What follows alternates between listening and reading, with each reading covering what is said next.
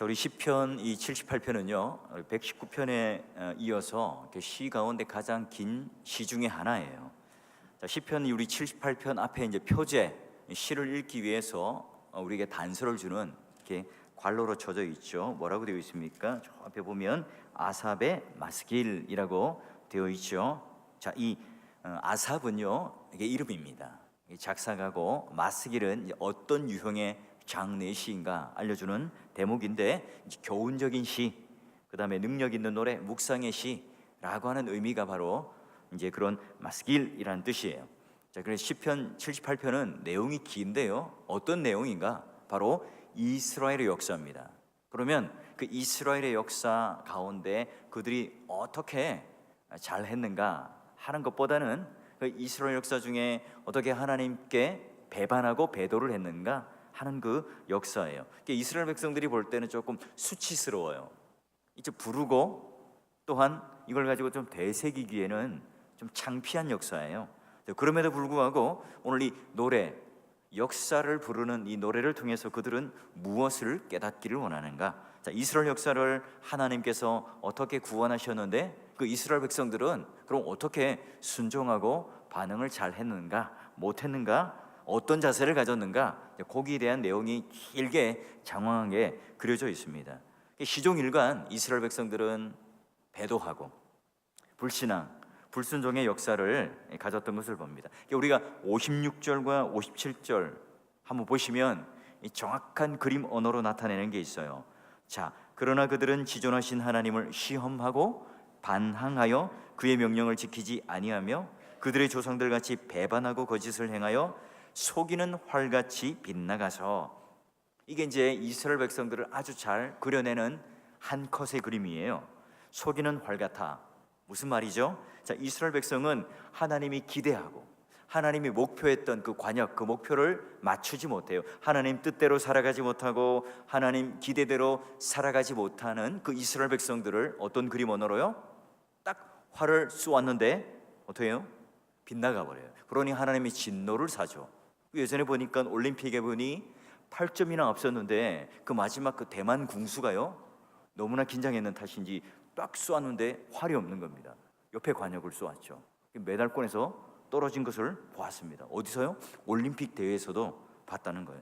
자, 그러니 여러분, 오늘 이 이스라엘 백성의 이 어두운 역사를 드러내면서 하나님께서는 그러면 우리들에게 무엇을 강조하는가? 후손들, 믿음의 자녀들에게 그러면 우리는 어떻게 신앙의 유산을 잘 전수할 것인가? 그러니 여러분, 우리가 가지고 있는 부끄러운 역사 감출 게 아니라 그걸 잘 교훈 삼아서 오늘의 우리 역사, 이 앞으로 갈 우리 미래의 그 길을 삼는다면 오늘 우리들에게는 아주 좋은 그런 교훈과 길잡이가 되겠죠. 그러기에 오늘 하나님께서는 우리에게 주신 그 신실한 믿음의 이야기, 이 유산을 이어받기를 원해요. 자, 그 가운데 큰 틀 안에서는 하나님께서 선택하시고 하나님께서 유기하신 그 사건을 이 수수께끼처럼 오늘 역사 속에 쫙 풀어가요. 자, 그런 장면 속에 이제 마지막 결론을 내는데, 67절부터 72절까지 한번 성경으로 보세요. 자, 요셉의 장막을 67절 버렸다. 에브라임 지파를 택하지 않았다. 이게 뭐예요? 유기, 버리다. 그리고 유다 지파가 그가 사랑하시는 시온산을 택하고 그의 성소를 산의 높음같이 영원히 두셨다. 그러니 여러분, 에브라임 지파가 어디예요? 사울. 그리고 유다 지파가 바로 다윗. 그 예전에 에브라임 지파는 실로가 성소가 있었고 법궤가 있었죠. 그 이제 다윗 때 어떤 성으로 바뀝니까? 예루살렘 성으로 바뀌죠. 자, 그 장면을 그리고 있는 겁니다.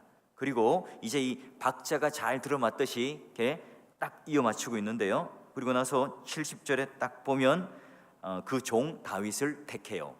그러니까 지파의 이야기를 하고, 그리고 수도, 땅의 중심을 이야기하고, 그 가운데에 예루살렘 성을 함락하고 이스라엘의 왕이 되었던 다윗을 택하였다 이야기를 해요.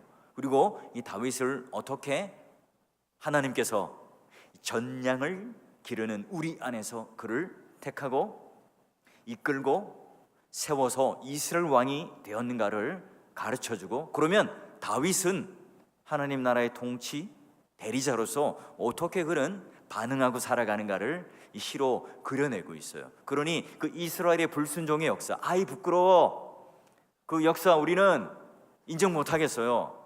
부정하고 싶은 부끄러운 역사들을 감추지 않고 그대로 드러내요. 그리고 어디서 새롭게 변화됩니까? 다윗 왕으로부터 새롭게 그 역사가 분수령처럼 다시 시작되면서 그 하나님의 수수께끼, 이제 성소였던 이 실로가 어떻게 망할 수 있습니까? 하나님, 법궤를 모셨던 그 실로 에브라임 지파의 수도가 왜 망하죠? 우리가 열광했고 하나님께서 기름 부으신 그 사울 왕이 왜 망하는 겁니까? 그런 의문들을 가지고 있을 때 하나님께서는 이제 새롭게 이제 다윗 왕조를 언약 가운데 세우시고 가는 이 장면을 마지막 끝에 그려내요. 자, 여러분, 교만한 백성들 또는 이 지도력을 버리고 출발하는 이 신비로운 일들 다 하나님께서 계획하시고 완성하시죠. 그러니 하나님의 신비는 우리가 측량할 길이 없습니다. 누가 지도자가 되고 누가 이끌고, 여러분, 이런 사실들 우리가 어떻게 합니까? 미래의 일들은 하나님께서 다 클로즈, 딱 닫아 놓으셨어요.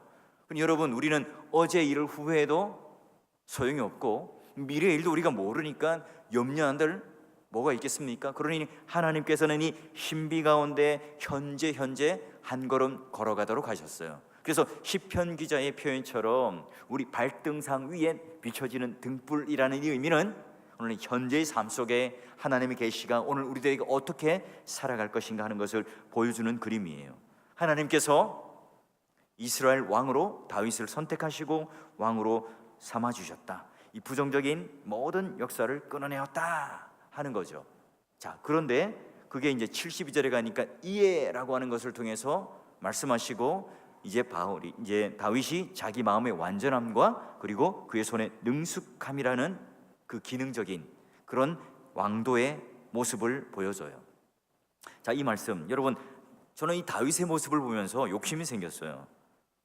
저와 오늘 예배를 드리는 모든 사람들이 오늘 하나님께서 먼저 우리를 택하시고 이끌어 주시고 세워 주시는 그 하나님의 신실함과 더불어서 오늘 이 다윗이 반응했던 것처럼 신실한 반응을 통해서 바로 마음의 완전함, 손의 능숙함이라는 이 두 가지의 균형을 가지고 균형이 있고 성장하는 바른 신앙의 삶으로 살아가기를 바라는데요. 여러분, 제일 중요한 건 뭐예요?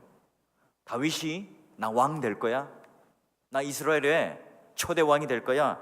여러분, 그런 포부, 그런 비전, 그런 계획을 가지고 있었나요? 어릴 때부터 정치 수업을 받고 어릴 때부터 수많은 언어를 습득하고 창과 칼을, 그런 무술들을 연마했나요? 그렇지 않죠. 그가 이스라엘 왕이 되고 지도자가 된 것은 그의 권력 의지가 있거나 그가 무슨 정치적인 수업을 받았거나 하는 게 아니에요. 오늘 하나님께서 먼저 일을 하셨죠. 주권적인 섭리를 통해서 다윗에게 먼저 다가가셨어요. 자, 다윗, 그가 어디 있을 때 하나님께서 부르셨어요? 왕궁에서 훌륭한 수업을 받고 있을 때요? 아니면 저 어디 외국의 좋은 대학교에 유학을 하고 있을 때요? 아니면 어디 박사 코스를 밟고 있을 때요? 아니죠. 그가 어디 있었습니까? 이세의 8째 막내 아들로서 광야 양의 우리 가운데 목동의 일을 하고 있을 때 하나님께서 찾아내셨죠. 자, 막내 아들이라고 하는 것은 있어도 그만 없어도 그만. 그러니 여러분, 집안에 있지도 않고, 그리고 사무엘이 그 아들 하나 찾으러 왔는데 거기 엔트리 안에 선수로도 끼워주지 않았어요. 자, 그런데 오늘 하나님께서 주권적으로 그가 어떤 특별한 곳에 있었던 것이 아니라 삶의 현장 속에 있을 때에 그를 부르세요. 자, 오늘 이 다윗만 그렇게 부르나요? 수많은 우리 믿음의 선배들도 마찬가지예요. 뭔가 자격이 있고 특별한 능력이 있고 조건이 되고 또 그런 여러 가지 세상 사람들이 말하는 순위가 이렇게 결정되기 때문에 그를 찾아가고 부른 게 아닙니다. 자, 베드로 어디서 부르셨죠? 게네사렛 호숫가, 갈릴리 호숫가에서 물 비린내가 차게 진동하는 고기. 그런데 베드로가 어떤 때 불러요? 물고기 엄청 잡고 부자가 되어 있고, 그리고 막 물고기 막 팔아가지고 좌판에서 이렇게 돈을 막 세면서 기뻐하고 있을 때 그를 찾아가 부르나요? 아닙니다. 예수님께서는 말씀을 딱 증거하고 있는 그때에, 그리고 그 베드로는 밤새도록 그물을 던졌지만 빈 털털이 그물, 그냥 그물을 깁고 마무리, 심마이를 딱 가려고 하는 그때에 예수님께서는 그들을 찾아갑니다. 베드로가 무슨 영험한 기도원에 있었던 것도 아니고 예루살렘 성전 한가운데서 그런 영적인 지도자로 있었던 게 아닙니다. 예수님이 베드로, 너 한번 스펙 보자, 이력서 가져와봐, 나에게 제자로 삼아줄 테니 너 한번 조건을 가지고 한번 나에게 한번 도전을 해봐라, 어플라이를 해봐라, 접수해봐라 하지 않았어요. 여러분, 그렇다면 베드로가 명함을 내밀 수 있겠습니까? 게다가 그는 지금 어부예요. 손에 굳은 살이 박였어요.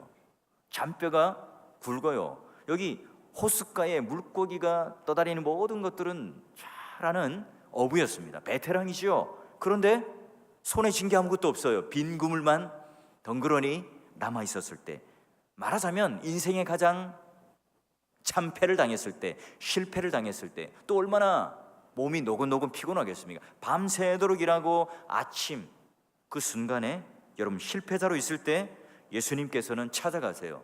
예수님은 이렇게 묻습니까? 야 베드로, 자 그물에 고기 뭐 잡았는지 볼까? 이거 광어나 돔이나 이렇게 쏘가리 이런 것들 없네? 야, 몇 마리 잡았어? 창피를 주나요?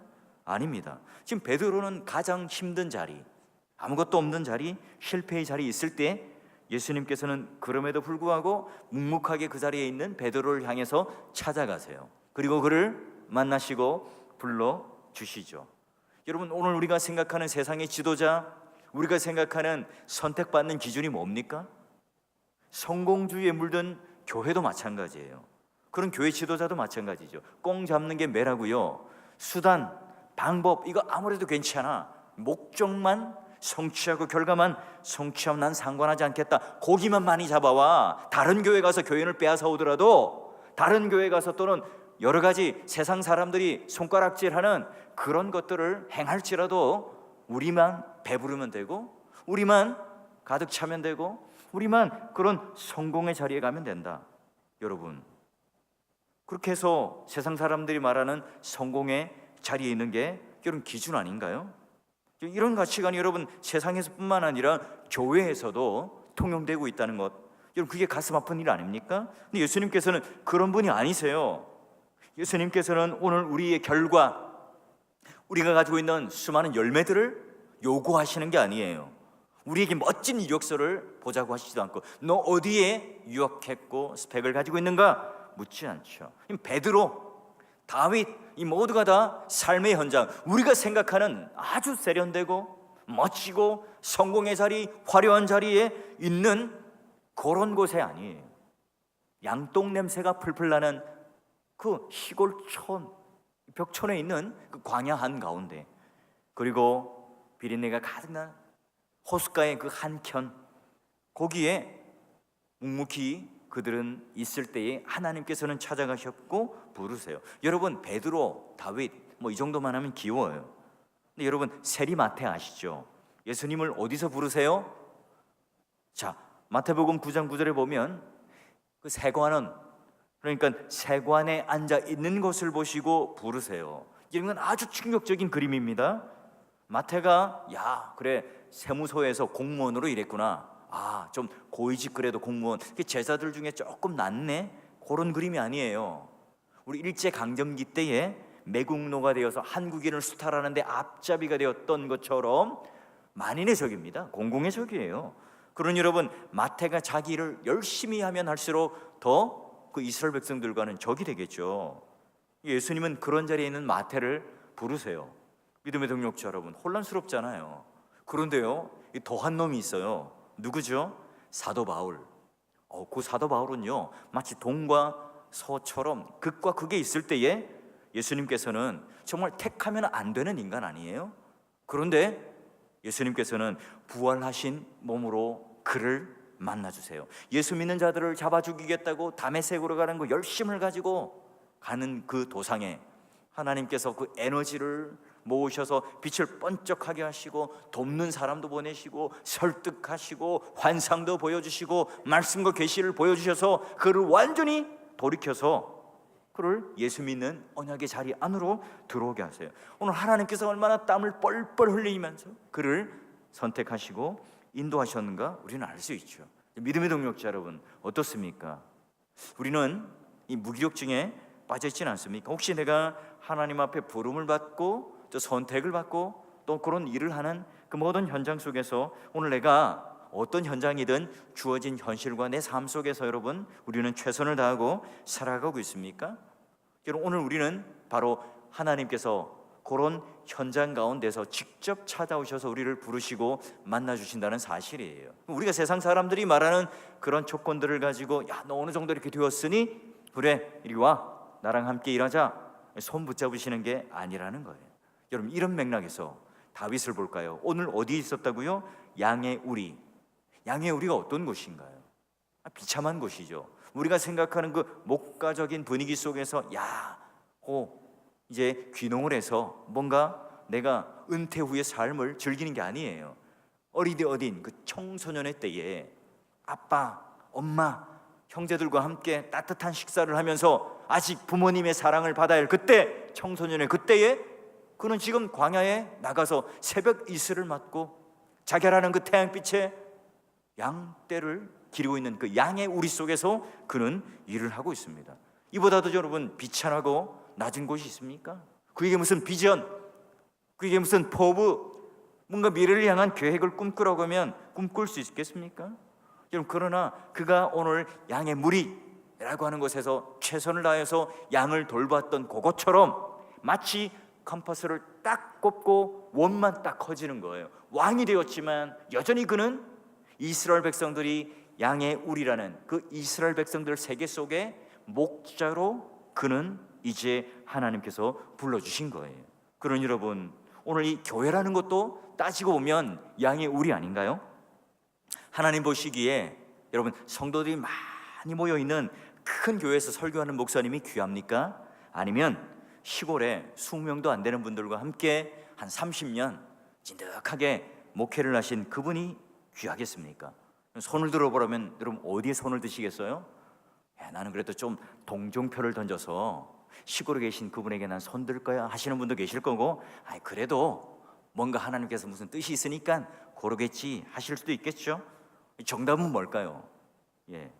이 자기 자리에서 열심히 하고 있는 분이 양의 우리에서 최선을 다해서 순간순간 하나님의 뜻을 붙잡고 열심히 살아가는 고 목사님이 훌륭한 목사님이겠죠. 여러분, 작은 시골 교회든 큰 교회 목사님이든 내게 맡겨준 그 자리에서 최선을 다하고 있을 때 그게 바로 하나님께서 원하시는 양의 무리 안에 사역하고 있는 자겠죠. 여러분, 작은 교회라도 얼마든지 마음의 긴장을 풀고 또한 이 사역에 대해서 푹 놓고 할 수도 있을 것이고요. 또 아무리 큰 교회라고 할지라도 한 영혼 한 영혼에 대하여 관심을 가지고 사랑을 가지고 사랑하는 이 마음을 가지고 목양을 할 수도 있겠죠. 그 여러분, 오늘 그러기에 오늘 우리가 어떤 외형적인 모습이 아니라 하나님 앞에 내가 얼마나 그 합한 마음을 가지고 최선을 다하는가 따져봐야 된다는 거예요. 여러분, 그게 뭐예요? 달란트 비유 아닙니까? 여러분, 이 달란트 비유 가운데 여러분 마태복음 25장 21절에 자, 2달란트 5달란트 가진 자들에 대하여 어떻게 칭찬을 해요? 주님 달란트를 보면 정확하게 알 수 있는, 야, 너 잘하였도다.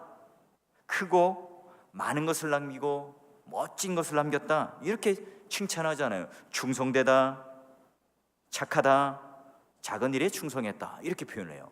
또 한 달란트 가진 자들에게 어떻게 책망하세요? 너 왜 한 달란트밖에 못했어? 너 왜 망했고 너 왜 손해를 봤니? 그렇게 이야기하잖아요. 악하다, 게으르다 이렇게 말합니다. 저는 머릿속에 항상 이 표현이 마음의 뇌리에 새겨집니다. 악하고 게으른 종아.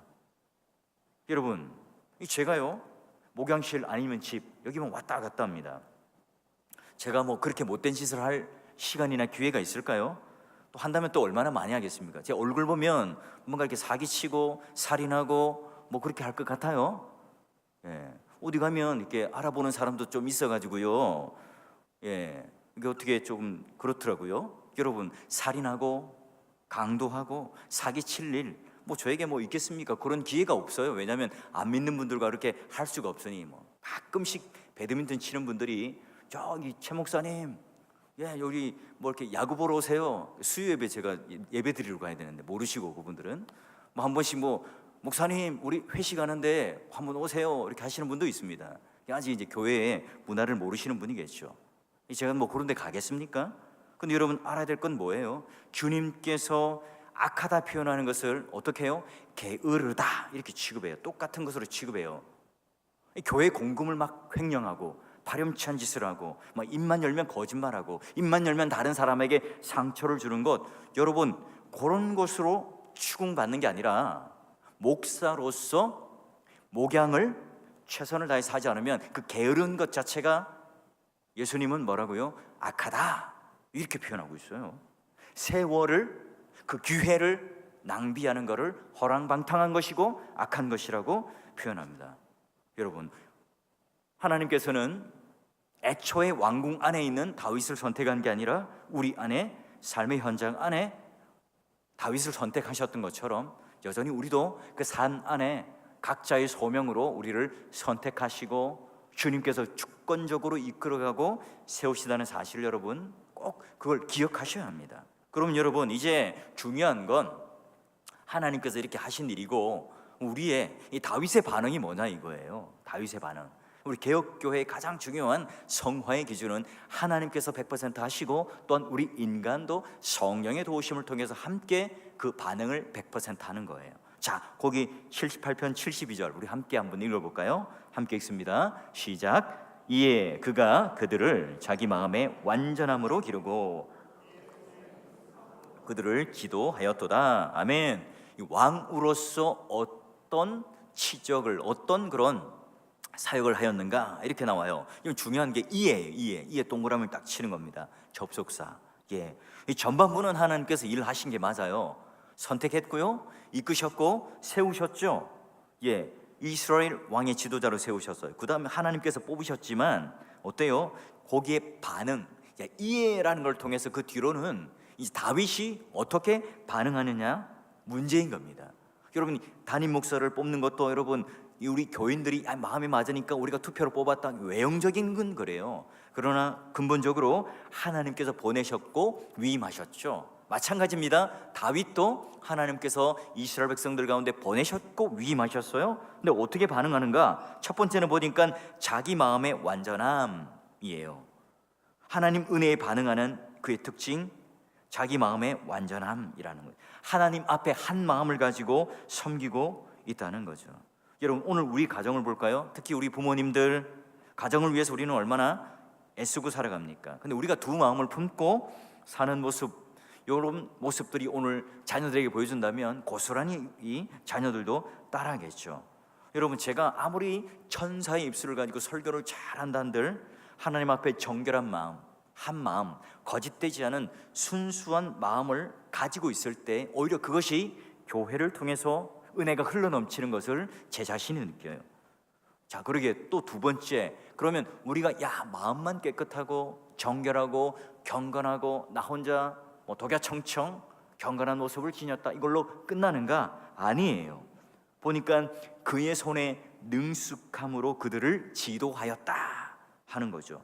정치적 기술을 가지고 진짜로 실제로 목양하는 기술을 가지고 있었다는 겁니다. 양을 그냥 그저 보고 있었던 게 아니라 구체적으로 어떻게 양을 기르고 또한 풀과 물을 공급해 주는가 잘 알고 있었듯이 이스라엘 백성들을 지도하고 정치하는 데도 동일하다는 거죠. 그런 여러분, 오늘 내가 하나님 앞에 완전한 인격을 가졌다 할지라도 무능하다면 안 되겠죠. 훌륭한 지도자가 된다는 것, 오늘 하나님 은혜로 사명을 받고 소명을 받은 자라면, 내가 하나님께 구원받은 언약의 백성이라면 오늘 그것만으로 만족하는 자가 아니죠. 뭐예요? 바로 내 손 안에 그 능숙함이 있는가? 이게 바로 다윗의 반응이었어요. 이세 집안의 막내 아들로 있어도 그만 없어도 그만, 여러분 그런 하나님을 경외하며 내가 여호와의 이름으로 나가리라 동일하게 물맷돌을 가지며 오늘 그 자신에게 익숙했던 무기를 가지고 있었던 다윗, 여러분 또한 그가 어릴 때부터 목동 일을 하며 똑같이 목자와 같은 심정으로 이스라엘 백성들을 다스렸던 그 손의 능숙함이 오늘 하나님의 은혜에 대한 반응이었던 것처럼요. 우리가 왜 굳이 큰 병원을 가죠? 여러분, 우리가 제일 가기 싫어하는 치과. 치과에 가면 장로님이세요. 성경책도 있고 막 찬양도 흘러 넘쳐요. 간호사들도 얼마나 친절한지 모릅니다. 막 너무나 은혜가 넘쳐서 환자들한테도 형제님, 자매님 해요. 여러분, 정작 막 우리 그 치과 의사 선생님이 손을 막 발발발 떱니다. 칼을 대는데 막 잇몸에 댈지 막 입술로 댈지 몰라요. 여러분, 그런데 여러분 가겠습니까? 정말 그 의사 선생님, 원장님을 보면 가만히 봐도 은혜가 됩니다. 목사님보다 더 은혜가 돼요. 그런데 정작 이빨을 뽑아야 되고 임플란트를 해야 되는데 그런 실력이 하나도 없어요. 여러분 가겠냐고요? 그 침대 그 의자에 누워서 이 안도의 한숨을 쉬면서 내 몸을 내어 맡기겠냐고요? 여러분, 역도 선수 장미란 선수 아세요? 제가 다 이렇게 섬겼던 일산의 그 교회에 출석을 했어요. 아버지랑 주일날 꼬박꼬박 열심히 교회 잘 옵니다. 그 선수가 맨날 성경만 보고 기도만 했겠어요? 열심히 바벨을 들었죠. 항상 나오면 악수를 하는데요, 손이 막 소뚜껑만 합니다. 굳은 살이 배겨서 딱 하면 딱 잡으면 주눅이 팍 들어요, 남자인데도.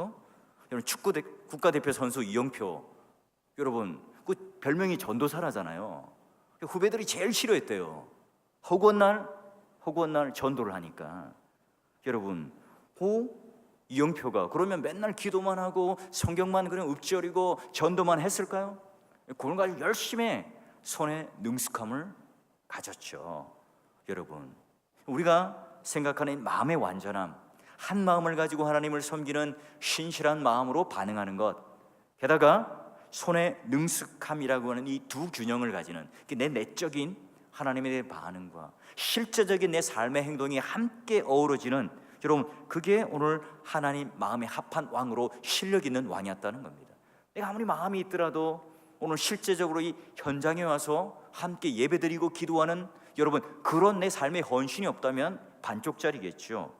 여러분, 그래서 오늘 하나님께서는 비둘기처럼 온유하고 순결함만 강조하잖아요. 내가 은혜 받았다고 교회 내내 추리닝 바람으로 계속 살아갑니다. 정작 공부를 안 해요. 정작 그런 학교 생활을 굉장히 불성실하게 합니다. 이 신앙의 균형을 잃은 사람이겠죠. 게다가 나는 열심히 내가 헌신하고 봉사하지만 기도를 하지 않는다. 또 내가 열심히 하나님 앞에 꾀꼬리 같은 찬양을 하지만 성경을 읽지 않고 하나님 말씀을 내 마음속에 새기지 않는다. 그 다 반쪽짜리죠. 왜요? 찬양이라고 하는 것은 하나님을 아는 만큼 하는 것이기 때문에 그래요. 예배도 마찬가지죠. 우리가 가지고 있는 형식, 의전, 이런 것들은요, 오늘 하나님께서 우리에게 그 내용을 담기 위해서 주신 선물이에요. 성경에 그런데 구체적으로 사도신경을 해라, 대표기도로 우리 장로님들 해야 된다, 말아야 된다, 구체적인 내용이 있습니까? 없어요. 여러분, 오랜 역사를 통해서 그런 전통들을 만들어가고 그걸 깨면 안 되겠죠. 그러나 여러분, 더 중요한 것은 그 그릇 안에 마음이 담겨야 되고요, 그런 하나님 앞에 그런 신실한 오늘 신령과 진정이라는 이 내적인 것들이 충만할 때에 형식과 내용이 함께 어우러져서 천상의 예배가 하나님 앞에 드려지게 됐죠. 그 균형 감각, 그 균형, 그 밸런스가 있을 때에 건강한 예배라고 그러고요, 건강한 교회라고 그럽니다. 여러분, 예배 시간에 지각하지 않는 것 너무너무 중요해요. 그것보다 더 중요한 것, 오늘 내가 아무런 기대감 없이 예배에 참여하는 거예요. 기도에 참여하는 것. 이 무시무시하게 이런 병에 걸릴 가능성이 제일 많은 사람이 바로 교역자일 수 있다는 거예요. 여러분, 날마다 예배를 사모하고 하나님을 만나는 이 일에 가슴 떨리는 게 없다면, 오늘 내가 이 세포가 다 죽어서 오늘 그 감각이 죽었다면 다시 한번 우리는 하나님과 이 관계를 되짚어 봐야 하고, 오늘 내 마음 안에 완전한 마음과 주의 손에 능숙함이 함께 있는가?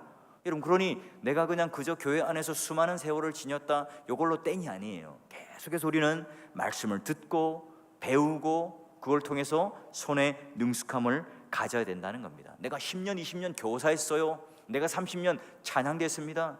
그런데 거기에 대해서 함께 그 손의 능숙함으로 오늘 반응하는 열심이 없다면 반쪽짜리예요. 균형을 잃은 겁니다.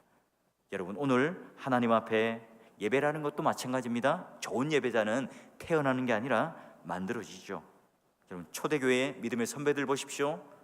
위대한 사도가 되었죠. 만방에 있는 사람들이 지켜 세워집니다. 그럼에도 불구하고 그들은 정한 시간에 성전에 기도를 하러 갔던 사람입니다.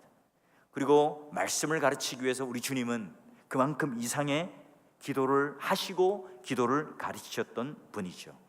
여러분, 그런 균형들, 여러분, 교인들이 기도하지 않는 것은요, 목회자들이, 교회 리더들이 기도를 하지 않기 때문에 그래요. 자녀들이 기도하지 않는 것은 바로 기도하지 않는 부모님들 탓일 수 있어요. 힘을 다하여 우리가 주님처럼 살기를 원하는 것, 우리가 한 마음으로 자신을 훈련시키고 하나님 앞에 내가 거기에 맞는 주의 손에 능숙함으로 내가 어떻게 오늘 이 기도와 그 기도의 삶으로 균형을 이뤄갈까?